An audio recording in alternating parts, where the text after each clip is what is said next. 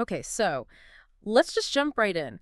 We're looking at a figure today who I can only really describe as, I guess, the literary rock star of despair. That's a great way to put it. And I don't use rock star lightly here. I mean, you have to picture this. Here's a guy born into absolute, almost feudal level luxury.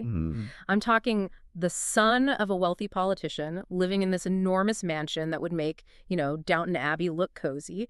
And he somehow becomes the poster child for post-war disillusionment, for addiction, for tragedy. It's just, it's a huge contradiction. It is a study in contradictions, isn't it? We are talking about Osamu Dazai, or born Shūji Tsushima. And you're right, that rock star comparison, it really holds up because his life hits all those tragic notes. It really does. You've got the drugs, the fame, the scandals, the women, and the eventual, almost inevitable early death. But, I mean, underneath all of that sensationalism, there's a writer of just profound and sometimes terrifying depth. And what's so wild to me is that his most famous book, No Longer Human, or Ningen Shikaku in Japanese, is still this massive cultural touchstone. I was looking into the sales figures, and it's still one of the best-selling books in Japanese history. It's credible. You can walk into a bookstore in Tokyo today, and it's right there. Yeah. It's widely read all over the world. And the title, I mean, it literally translates to disqualified from being human. Yeah. That is a heavy, heavy title for a bestseller. It's not exactly, chicken soup for the soul. It is the anti-chicken soup, and I think that speaks to the universality of what Dazai was tapping into, that very specific feeling of alienation. But to really get the book, you have to understand the man. You just have to.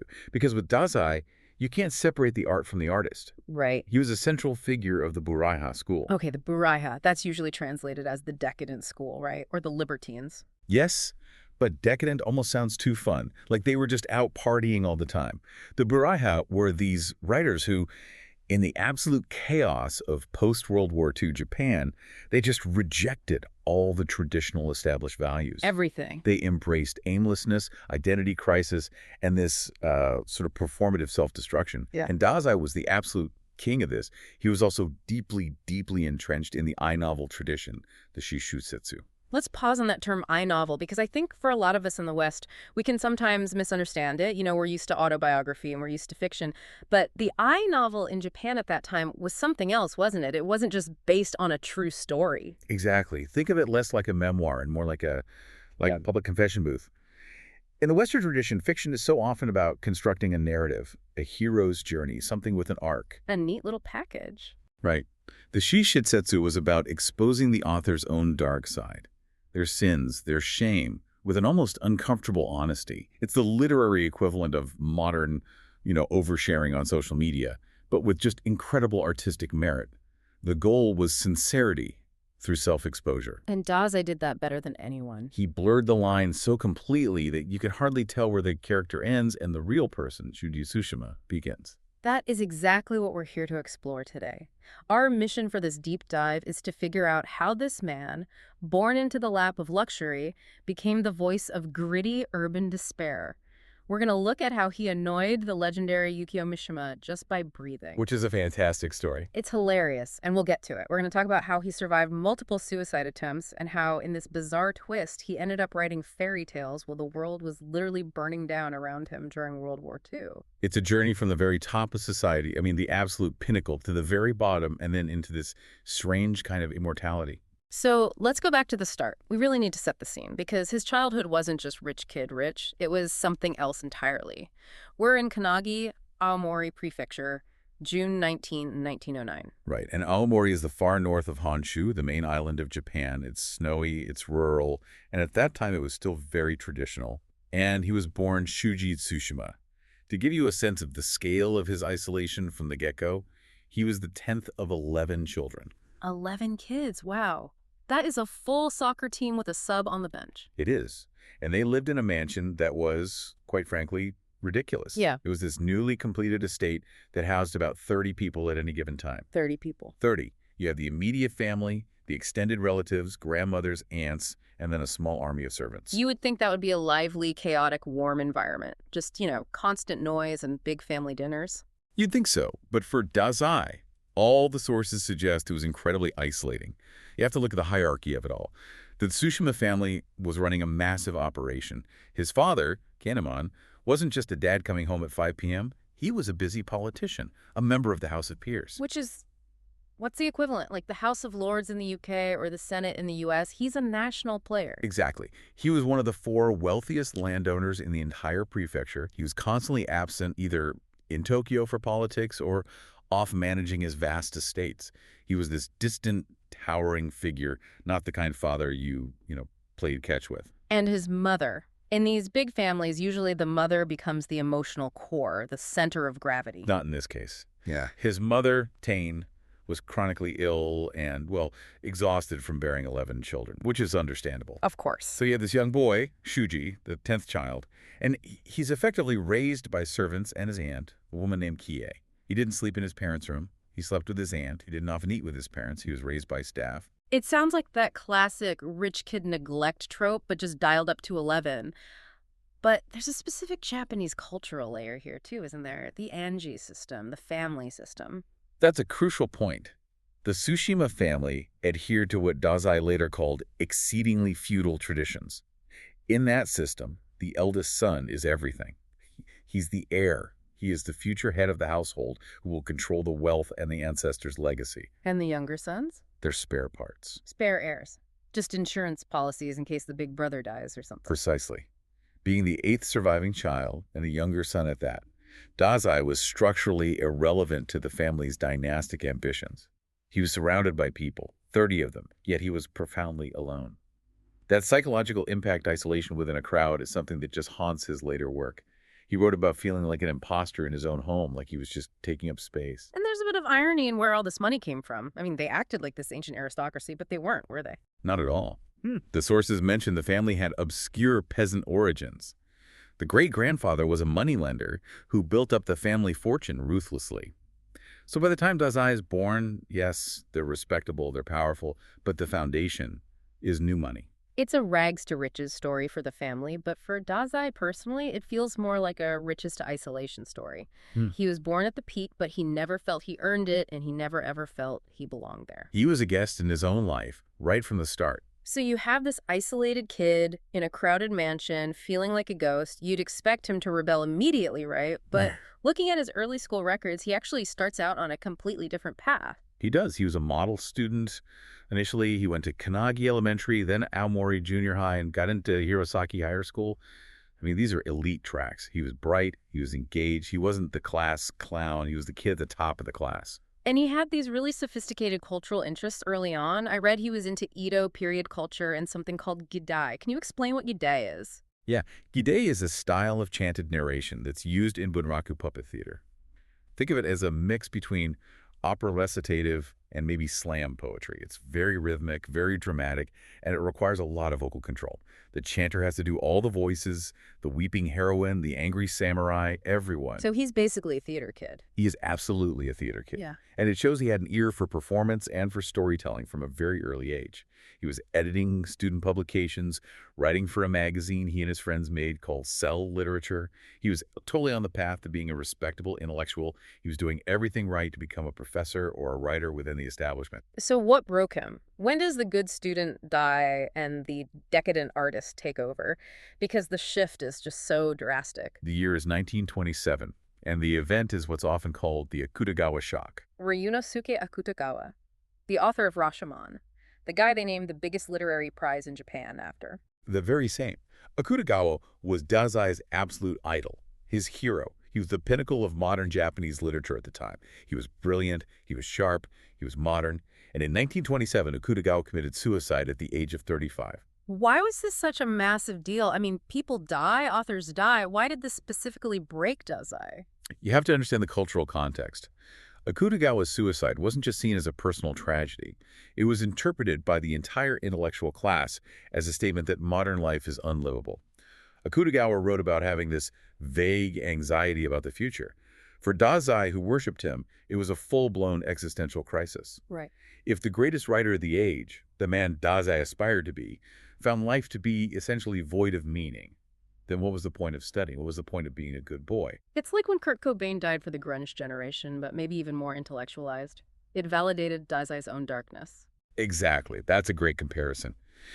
Dazai began neglecting his studies almost immediately. He started spiraling. The allowance from his wealthy family wasn't going to textbooks anymore. It was going to custom-made clothes, expensive alcohol, and prostitutes.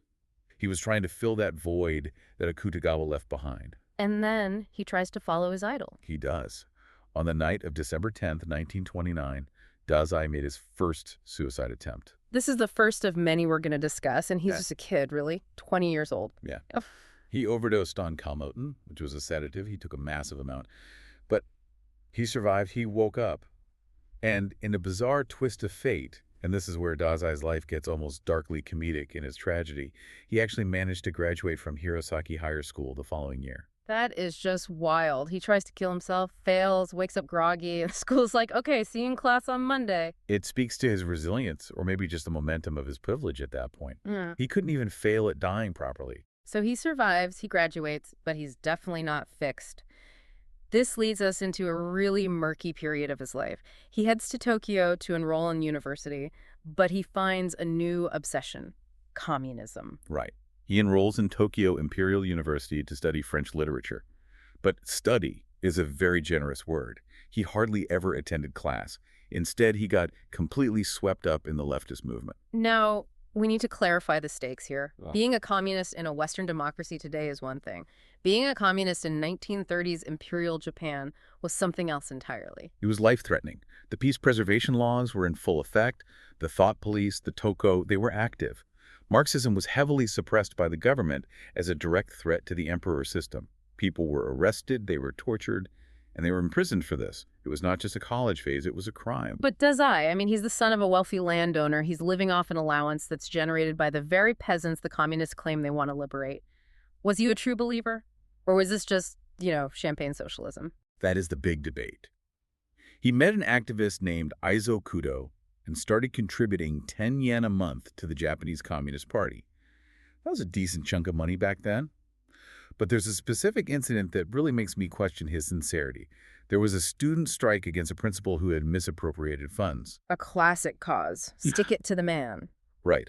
But Dazai hardly participated in the actual strike. He didn't do the grunt work. He wasn't out there handing out flyers in the rain or manning the barricades. Instead, he sat in his room and wrote a novel about it called Student Group to impress the activists. He wanted the aesthetic of the revolutionary without the sweat. Precisely. It highlights his nature as a dramatist of his own life. He mimicked proletarian literature because it was the counterculture of the time. He's the rebellious thing to do. But this play acting had real consequences because his name was Tsushima. Right. His family back in Aomori, the wealthy politicians, they must have been absolutely horrified. Their son is funding the people who want to overthrow them. They were apoplectic. But interestingly, the final straw for the family wasn't the politics. It was the woman. In 1930, he ran away with a geisha named Hatsuya Oyama. Of course. The classic scandal. For a respectable, aristocratic family in Aomori, having a son running around with a geisha was unacceptable. It brought shame on the house. And this led to his formal disownment. The Tsushima family cut him off. They effectively said, "You are no longer one of us." That must have been terrifying for him. He's 21, cut off from the money spigot, playing at being a revolutionary. But they didn't leave him entirely alone. And this is how powerful families work. His brother Bunji, who was also a politician, he tracked him down later. They made a deal. The family would basically handle the mess. They'd reinstate a stipend. But Dazai had to sign a pledge at the prosecutor's office to completely withdraw from all leftist activities. Wow. That is fascinating. So when push came to shove, when he had to choose between the revolution and the safety net, he chose the safety net. He did. It shows that for all his posturing, he was still tethered to that privilege. He couldn't survive without it. But before that resolution, we have to talk about the Kamakura incident, because this is the moment that I think truly broke him forever. This is the darkest moment in his early life. It's just 9 days after he gets expelled from university. This is the defining tragedy that hangs over No Longer Human. 9 days after expulsion, feeling hopeless, Dazai travels to a beach in Kamakura.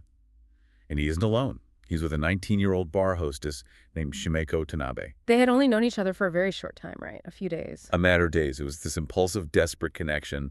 They went to the beach, and they attempted a double suicide. They tried to drown themselves in the sea. And this is where the story splits. Yes. And here's the horror of it. Shimeko Tanabe died. Dazai lived. He was rescued by a fishing boat. He was pulled out of the water, coughing and sputtering, and she was gone. I just can't even imagine the headspace you'd be in. You try to die, you fail, but the person you convince to do it with you is dead. And technically, legally, he was an accomplice to her death. That's a crime. He assisted suicide. He was charged. The police were involved. But again, the family name comes into play. The privilege card, as you might call it. The Tsushima family was shocked, but they intervened. They pulled strings. They stopped the police investigation. His allowance was reinstated, and he was released without any charges. That is sickening in a way. The guilt. You survive, the girl dies, and your rich family just sweeps it under the rug like a broken vase. You're free, but you're carrying that ghost forever. And he did carry it. If you read his later works, specifically No Longer Human, that guilt is palpable. The protagonist, Obayozo, feels like a fraud, a murderer, someone who has no right to exist among human beings. This incident is the bedrock of that self-hatred. He felt he had stolen a life he didn't deserve. He was living on borrowed time, paid for by a dead girl. So he's disowned, then he's reinstated, he's traumatized, branded a criminal but not punished. And now he has to actually try to be a writer. He can't just be a rich screw-up anymore. And he finds a mentor, Masuji Ibuse. Ibuse was this established, respected writer, very different from Dazai, very grounded, who took Dazai under his wing. He helped him get published. And this is when Shūji Tsushima officially becomes Osamu Dazai. 1933. The short story, Russia, or Train. That's the first appearance of the pen name. And it marks the start of that trademark I-novel style we talked about. He's mining his own trauma for content. He realized his life was his best material. But things don't exactly smooth out just because he has a pen name. The years 1935 and 1936, I was looking at the timeline, and it just reads like a comedy of errors if it wasn't so horrific. It's often called his year of despair. It was a cascade of failures, a total collapse. By 1935, it became clear he wasn't going to graduate university. He'd gone back, but failed again. He failed to get a job at a Tokyo newspaper, which was his last hope for a normal income. He felt he had hit a dead end. So he writes a book called The Final Years, or Bannon. The title says it all, The Final Years. And he was in his mid-20s. He wrote it intending it to be his suicide note. He wrote it thinking, this is it, I'm leaving this as my legacy. And in March 1935, he tries to hang himself. And fails. Again. The rope broke, or the knot slipped. The details vary, but he survived. He woke up with a sore neck and a bruised ego. But then, almost immediately, fate just kicks him while he's down. 3 weeks later, he gets acute appendicitis. Talk about bad timing. You try to kill yourself, fail, and then your body tries to kill you with an infected organ. It was disastrous. He's hospitalized for surgery. And in the hospital, to manage the severe post-op pain, the doctors give him Pavanol. Which is a morphine-based painkiller. And highly, highly addictive. Dazai takes to it immediately. He becomes a serious addict. For the next year, he is fighting this addiction. He's borrowing money from everyone he knows. He's lying. He's in a haze. His mentor, Ibuse, is trying to help. But Dazai is spiraling. Finally, in October 1936, he is taken to a mental institution. No, he didn't check himself into rehab, right? He was tricked into it. Essentially. He was told he was going to a nice sanatorium to rest and recover. Instead, he was locked in a room in a mental ward and forced to quit cold turkey. For over a month, he suffered through withdrawal in a place he felt was a prison. He felt deeply betrayed by his wife and his friends who put him there, even if they were trying to save his life. To him, the asylum was the ultimate rejection. He was officially marked as a madman. And while he's locked up, this is the part that sounds like a soap opera, but is just tragic reality. His wife, Hatsuyo, the geisha he ran away with, the one he fought his family for, she cheats on him. With his best friend's Zenchir Kodake. That is brutal, just brutal. When Dazai gets out of the asylum, clean but incredibly fragile, and he finds this out, it just breaks whatever was left of their bond. He attempts Shinju a joint suicide with Hatsuyo. They take sleeping pills. Yeah. Neither died. They survived. And soon after, they divorced. Okay, let's just recap this sequence because it's insane.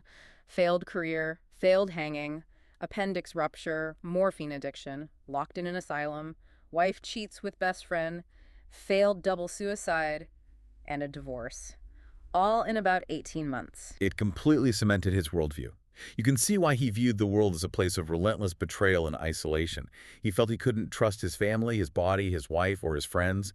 He felt that human beings were inherently deceitful. But then, and this is where his story takes such a weird turn, things kind of stabilize. We enter the war years. It's the great paradox of Dazai. When the world goes mad, he gets sane. In 1939, he remarries, this time to a middle school teacher named Michiko Ishihara.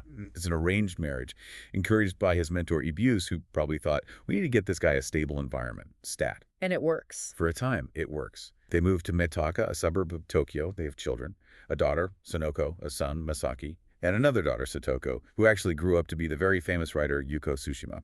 And this is all happening as World War II is ramping up.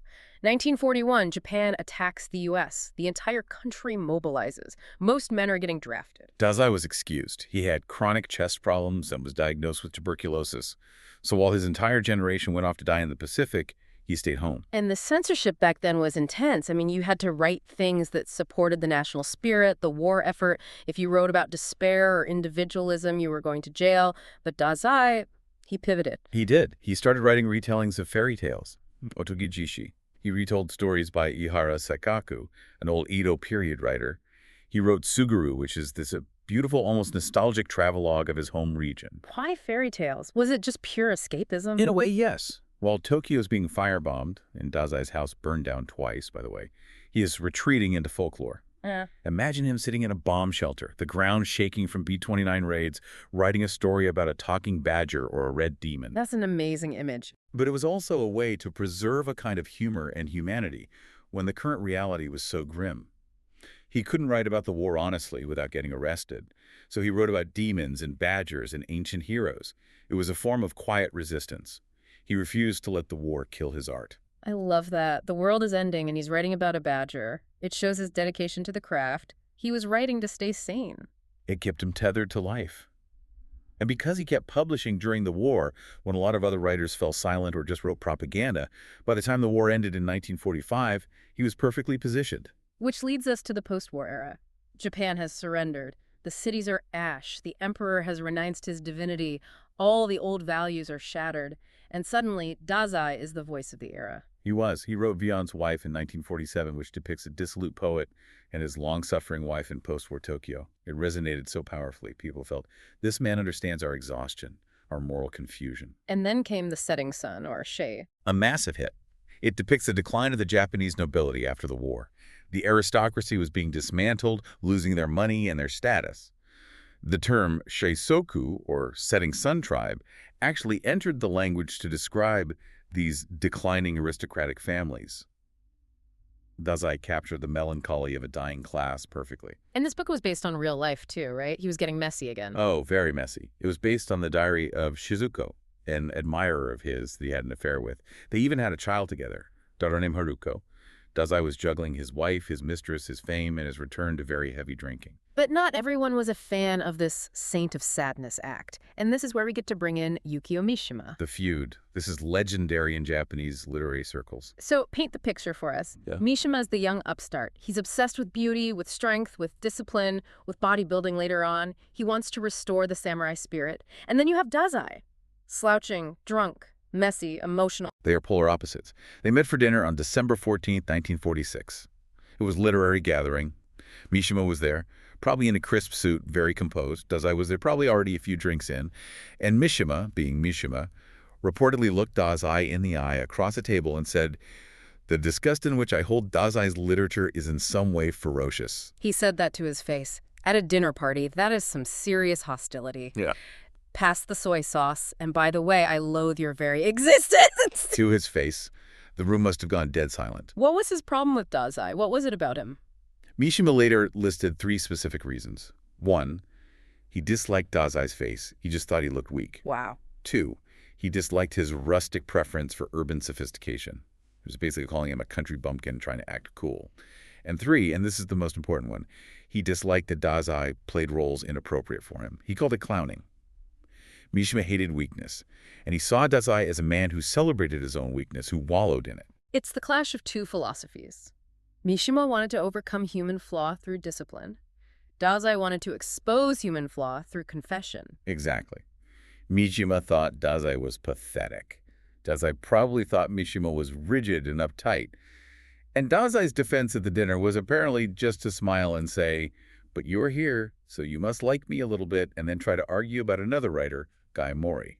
He didn't fight back with anger, he just deflected. which probably made Mishima hate him even more. Oh, absolutely. And amidst all this fame and fighting, Dazai writes his masterpiece, No Longer Human. Written in an onsen in Atami and finished in Numiya. It is the culmination of everything we've talked about. The suicide attempts, the leftist posturing, the addiction, the feeling of being an outsider. It's a quasi-autobiography of a man, Oboyozo, who feels disqualified from being human. I reread it recently for this, and what really struck me is that clowning aspect that Mishima hated. The main character creates this funny, goofy persona to hide his terrifying social anxiety. He acts like a goofball so people won't see how empty he feels inside. That is the core of the book, the mask. It resonates so hard with people today because we all wear masks. We all perform happiness. Dazai just admitted it. He wrote that famous line, "I've always been shaking with fear." It was a confession that he had never ever felt comfortable in the world of human beings. It was completed just before his death. It's almost like he had to get that out of his system before the end. It stands as a suicide note in novel form. He poured every last drop of his pain into that book, and once it was done, he was empty. Which brings us to the end. The final act. The final spiral. By 1948, Dazai's health was deteriorating rapidly. The alcoholism was rampant. He was drinking sake by the gallon. The tuberculosis was worsening. He was coughing blood. And he met a woman named Tomi Yamazaki. She was a beautician and a war widow, someone who was also, damaged by life. And in classic Dazai fashion, he abandons his wife and children to move in with her. He just repeats the cycle. Yes, he does. And on June 13th, 1948, late at night, they leave their apartment. This is the event, the Tamagawa Aqueduct. It had been raining heavily. The aqueduct, which runs through Tokyo, was swollen, the water was muddy, and the current was fast. This wasn't a peaceful stream, it was a torrent. They walked along the bank. And they didn't just jump, they tied themselves together. Yes, with a red sash, a kimono sash. It's a very dramatic, very literary image, bound together in death. Their bodies weren't found immediately, were they? No. They disappeared on the 13th. The police and his friends searched for days. They eventually found the bodies on June 19th. Which, incredibly, would have been his 39th birthday. A macabre birthday present to the world. He was found dead on the day he was born. Now, there's some speculation about this, right? It wasn't as clear-cut as they both wanted to die happily ever after. There's a haunting theory from Kikichi Nakahara, who was a kimono merchant who knew the family and saw the scene when the bodies were pulled out. He speculated that Dazai might have been pressured into it by Tomi. Pressure. Nakata said, and this is a quote, "Dazai was asked to die, and he simply agreed, but just before his death, he suddenly felt an obsession with life." What makes him think that? Is there any evidence? Well, the physical evidence. There were scratch marks on the ground at the edge of the bank and on the bodies themselves. It looked like someone had tried to claw their way back up the slippery mud bank at the last second. It suggests a moment of regret, a panic. That is a terrifying image. You jump in, the cold water hits you, the reality hits you, and suddenly you think, wait, I want to write another book, but you're tied to someone else and the current is just too strong. We will never truly know. But it adds this layer of tragic ambiguity. Did the man who spent 20 years trying to die finally want to live exactly at the moment when it was too late? And he left work unfinished. Yes, a novella called Goodbye, or Goodbye. He was writing it for the Asahi Shimbun newspaper. It was meant to be a lighthearted comedy about a man trying to break up with all his mistresses. A comedy, after all that. Yes. He wanted to write something light, but it just breaks off mid-sentence. Goodbye. You couldn't write a more fitting ending if you tried. It is the ultimate unfinished business. So what does this all mean? We look at this whole trajectory, from the mansion in Aomori to the muddy aqueduct in Tokyo, from the prince to the corpse. What's the takeaway? I think it's the story of a man who was just too sensitive for the world he was born into. He lacked the skin that protects the rest of us from the small and large cruelties of life. He tried to numb that sensitivity with alcohol, with drugs, with women, with politics. But the only thing that really worked, the only thing that gave his suffering shape and meaning, was the writing. He turned his pain into art that has comforted millions of people who feel the same way. His legacy is undeniable. His grave at Zenrinji Temple in Mitaka is still covered in offerings today. I've seen photos of it. Cigarettes, 1 cup of zekisake, flowers, cherries. People visit him like a patron saint of sadness. They go there to say, I feel broken too, and you make me feel less alone. So here's a thought to leave you with. Imagine that final moment at the aqueduct. He spent 20 years fetishizing suicide. He wrote about it, he attempted it, he built his entire brand on it. But that speculation that he tried to climb back up, it makes me wonder if No Longer Human was his way of finally saying goodbye to that persona so he could start living. But the momentum of his own legend just dragged him into the water. That is the tragedy. Goodbye remained unfinished because he finally said it for real. If you haven't read No Longer Human, pick it up. But don't just read it as a story. Read it as a survival log that abruptly ends. Thanks for listening to this deep dive. Thank you.